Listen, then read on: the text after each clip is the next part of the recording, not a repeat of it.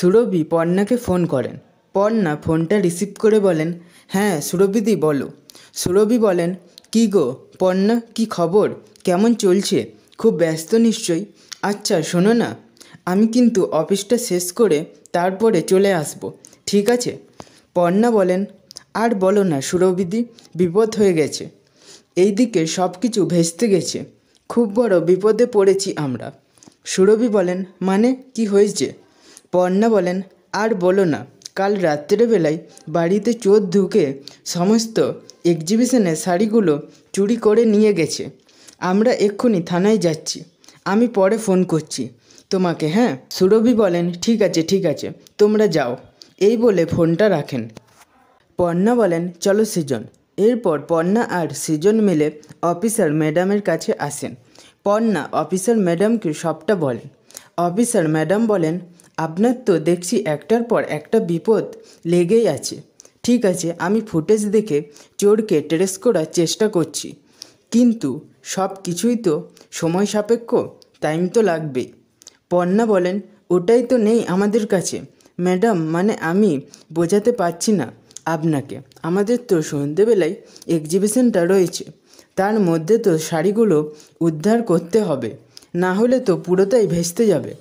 এরপর সৃজনের কাছে একটা ফোন আসেন। অফিসার ম্যাডাম বলেন, ধরে নিন। সৃজন ফোনটা ধরে বলেন, হ্যালো, হ্যাঁ মিস্টার সেন, এক্সিবিশন অন টাইমেই হচ্ছে।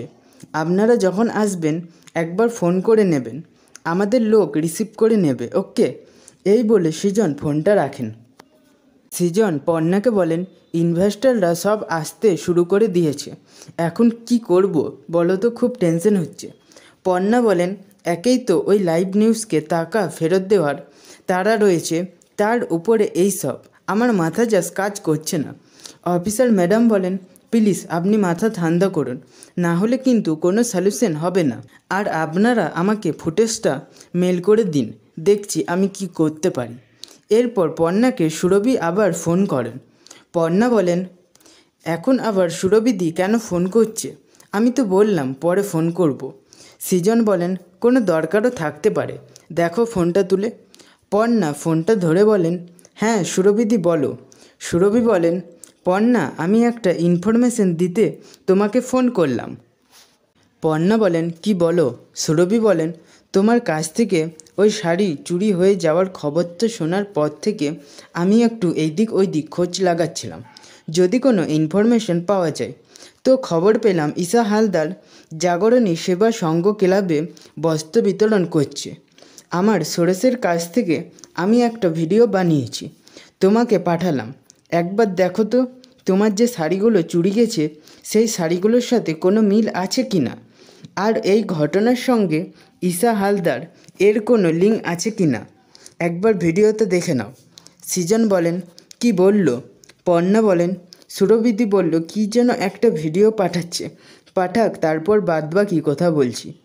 এরপর পর্ণার ফোনে একটা নোটিফিকেশান আসে। পর্ণা বলেন, এই পাঠিয়েছে। ভিডিওতে দেখা যায় ঈশা দাঁড়িয়ে, তার পাশে একজন বক্তৃতা দিতে থাকেন। বস্ত্র বিতরণী অনুষ্ঠানে আপনাদের সকলকে স্বাগত।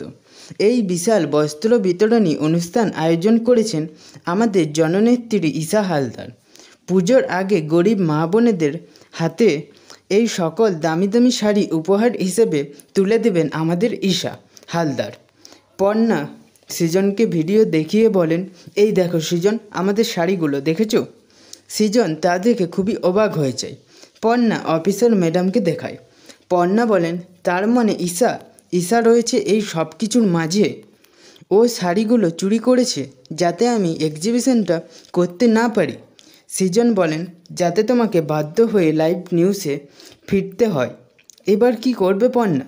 ওই ক্লাব থেকে তো আমাদের শাড়িগুলো কি করে উদ্ধার করবে?